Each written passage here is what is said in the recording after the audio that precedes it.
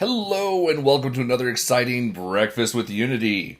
So, on our last episode, we were working on some UI stuff, but what happened was I started working on it more and more on the side, and then I ended up making a branch and just playing with it and stuff. So I want to show you what I ended up making, and then what we're going to actually be showing today, which is not going to be everything that I've done here. So this is what I've been working on. It's got a lot of fancy junk. We've got this little weird target view thing. When you mouse over things, we get this nice little target readout that gives information about them. You get their XYZ coordinates and their distance to you. Like this object's moving, so you can actually see the X, Y, and Z coordinates changing. And we've got that little target view thing, wireframe, and we've got this particle effect that I added at the end there. I don't know, I just liked it. And I've got this velocity direction, which is just another HUD element that shows what direction we are actually traveling in. This is using the 0G movement that we did on one of the earlier episodes of Breakfast with Unity, so you can actually see exactly where you're going now. So what we're going to actually be showing today is just the target readout. We might do the wipe effect too, but we're going to just get the readout working first and then see what we have for time. So, first I'm going to switch this project back to what it was before. So, I'm going to switch it back to master. And Unity's going to be like, hey, things have changed. Maybe. Yes, reload. So, here's where we were at last time. A little bit more humble. I didn't hook up the 0G system. We made it so that we could only target spheres as an example. And we just have the target indicator. And the target indicator does work even if we change our orientation and even if the object moves. So that part is done. That's actually one of the harder parts. So today what we're going to be doing, I'm going to create a new folder for this one. Create folder. We're going to call this 27 TargetInfo. Technically 26 was 2 episodes, but I said part 1, part 2, so it should be fine. TargetInfo, what we're going to be doing is, first we're going to need I want to get a little call-out thing. If you saw before, it had a little pointer that said what it was. And so I'm going to grab that here. It's just a little piece of art. This is programmer art. Here it is. Are you ready for this? This is the whole thing. If I open this up, that's it. That's the whole call-out. It's just a few pixels. And what I actually do is we stretch out this pixel as wide as we want it, and then this is just the style basically. So we're going to change the import settings on this thing to be a sprite, and we're going to do the sprite editor, and we're going to slice this thing up. So what we want is we don't want any of these pixels to scale at all. So we want them in one of the corners, and it's really kind of up to you how to organize this. Though I found that the one that seemed to work for me was I brought in the corners here. So now we've basically created this as a corner, and then this is the center, and this stretches out.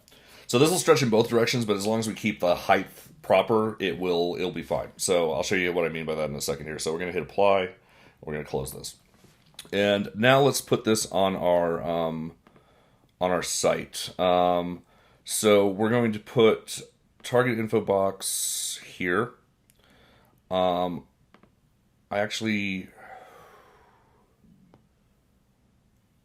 forgot how I actually do this. All right, so let's just see if we can make it at least look right first. So let's just put this at, oh wait, we don't want it as a sprite, sorry.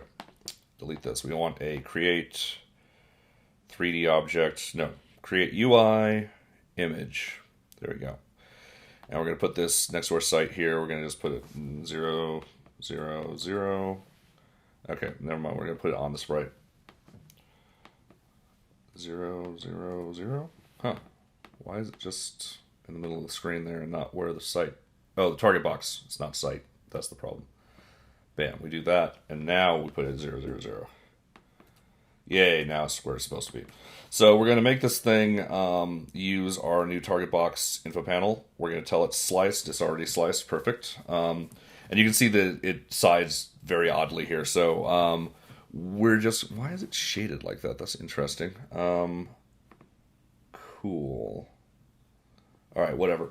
So we're going to make the height 8, which will make it so that it actually looks the way we want it to. And then we're going to adjust the width appropriately. So, and we're going to try and anchor this thing in some meaningful fashion. I forget if I had to write extra scripting for this now. Oh well. So I'm going to make the anchor on the left, I think, is what I want. Or, wait, no. I want this one. I want the stretchy middle one. And we're going to adjust it so that it looks like it's in the place that we want it to be. I think it needs to be a little lower, just for whatever reason. And so let's do -2, 45, looks pretty good, 45. And so if we were theoretically to stretch this out, yeah, I feel like I'm already going in a circle here. So if we do this right now, how does this look? If we just look at a thing. Okay, so it resized and it doesn't look good. So let's see here. So if we look at our target box and change the width, okay, you can see how it changes both things. And we want it so that at most of the sizes it looks pretty good. So we definitely don't want the outside moving out anymore, but we definitely want the inside moving in less. And so I need to figure out what we need to do here. So I think we need to just play with the handles a little bit. So we're going to go to our image here. And yeah, so what we're going to do is we're going to change the anchors so that... How do we want this? I think we just want the left anchor somewhere around here. And so now if we go back and we resize our target box around just to play with it, there, it basically stays near the center there. That's good. So let's go ahead and play with that. Let's see how that looks. Okay, cool. We have a little target info thing. It's going out to the right too far. Is that just because we have it going out to the right, or is it because it becomes further right as it stretches? Whoops.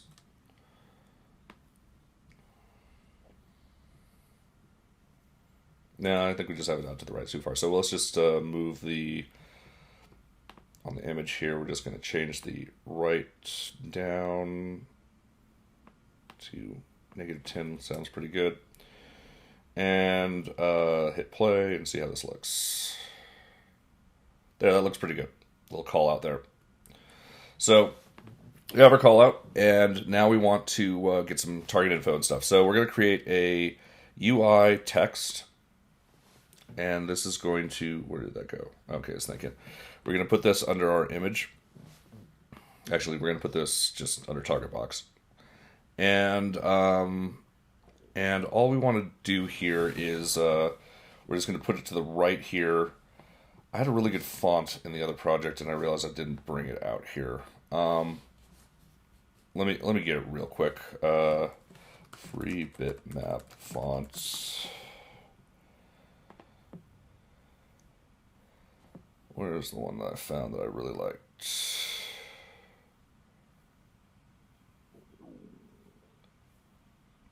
Naturally.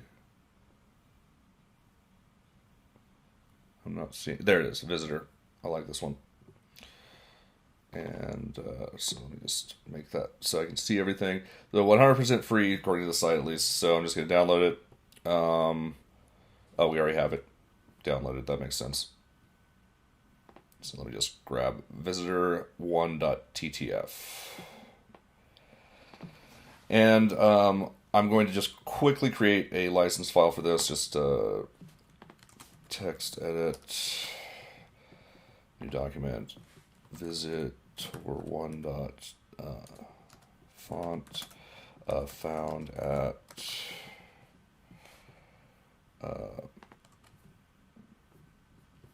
let me actually give the full, is there a link to it? Yeah, there we go. Claimed 100% free by, and we're going to just copy and paste this because he decided to use a special character in his name, by Enigma. There we go. So I'm going to save this as Visitor1 license.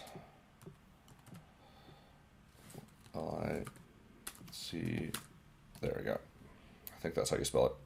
And we're going to put this into, whoops.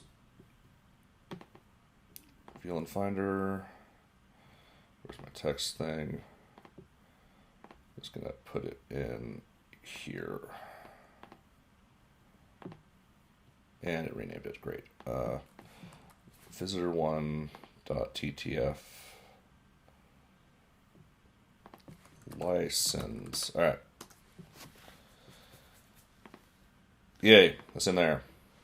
Yay. All right. So we're covered. So we're going to go into our text now. We're going to change the font. It's super easy now. You just drag the font in. We're going to make sure that the font, we're going to change the import settings on this. We're going to make sure, we're going to hint it as raster. That means we want it to be blocky if possible, because it's a nice pixel perfect font.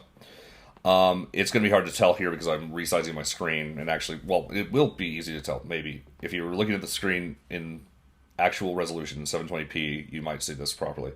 So we're going to go to our text again. We're going to change the font size so that it's actually appropriate. This is a 10-point font, so that'll make it, although I'm going to make it 20 just because we want to be able to see it easier on the screen. And I'm going to go ahead and resize our target box to be more square so that it doesn't really matter because we resize it dynamically, but I just want it to be there. And we saw that our text didn't move with it, so that's interesting. Maybe the text should be whatever. So we're going to anchor this to the left. Or anchor it to the right. Yeah, let's anchor it to the right. And so now if we hit play, I'm curious how this looks. Where do my things go? New text, looking good. That looks right. That's how we want it. And now we're going to actually make it show some cool information. So I'm going to prototype the information here first, just so we know what we're going to be doing. I'm going to put the name. We're going to put the X, Y, and I'm going to make this a little bit bigger so that we can see all this stuff.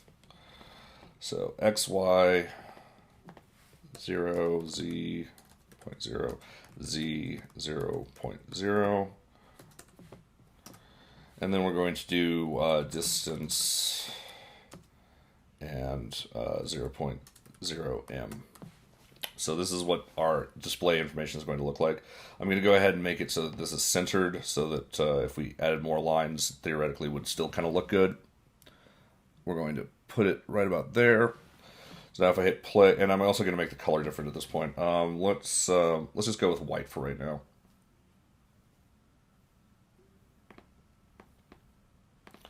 So if we hit play now, we get our callouts, and it's got the information about the target. But it doesn't actually have the information about the target yet. So let's go to our target manager and let's add that target info stuff. So we're going to add a public, what is it called? It's a text. So these things are called texts. That's just all they're called. They're just called text. And they are available under the using Unity Engine .ui set, and you need to specify that, otherwise this won't work. So public text target info. Save.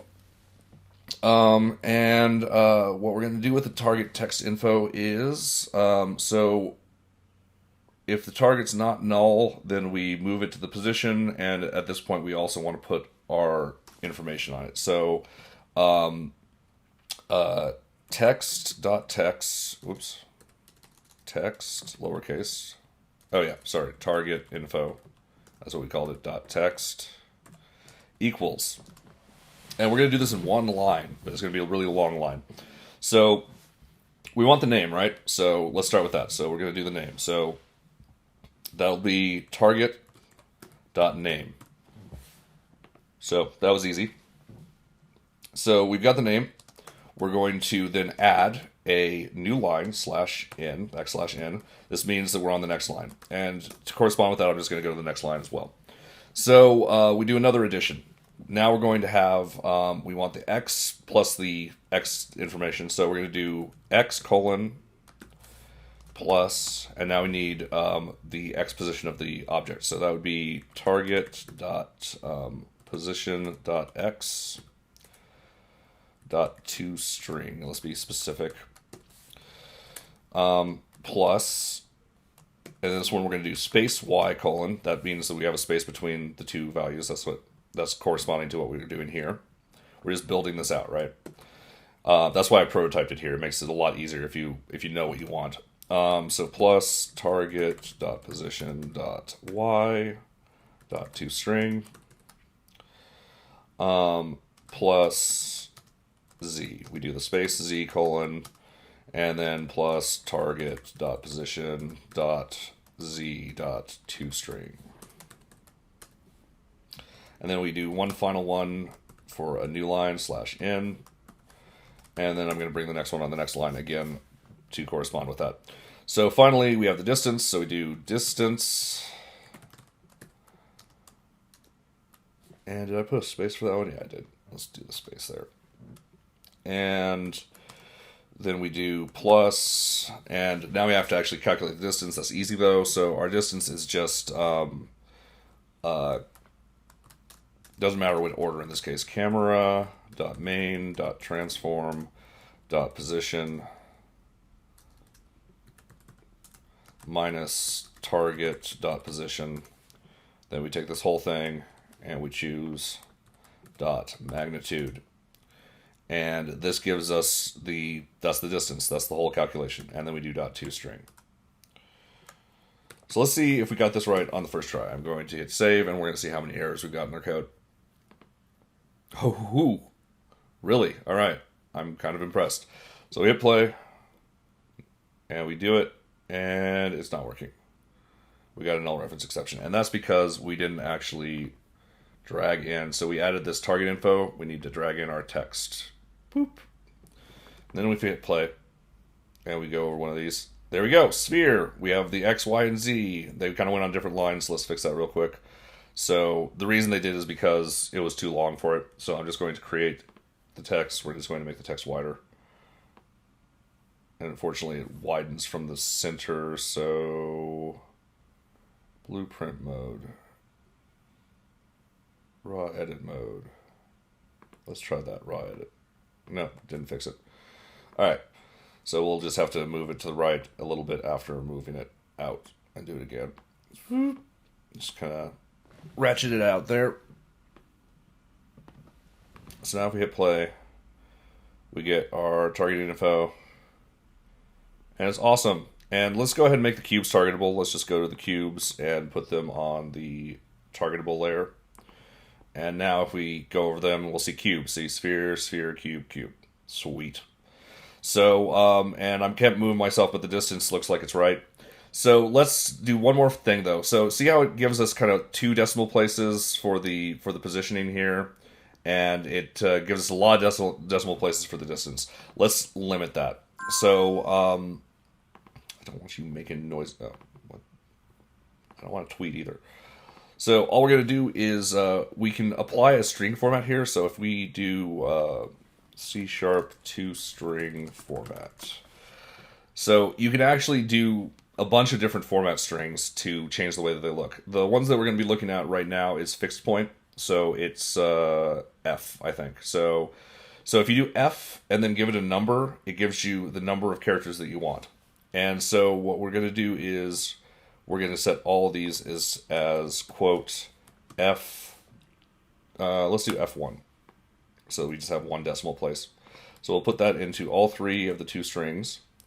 And then we'll put that also into the distance string. Although I'm going to do F2 on the distance so that we get more accuracy on the distance. So if we hit save now and hit play, we should now get, as you can see, there's only 1 decimal place for the X, Y, and Z components, and there's now 2 decimal places for the distance.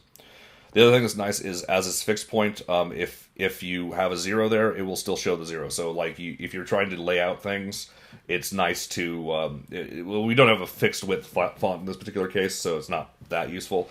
But it can be useful if you're in that scenario. So, anyway, I'm going to call that a wrap. Save project.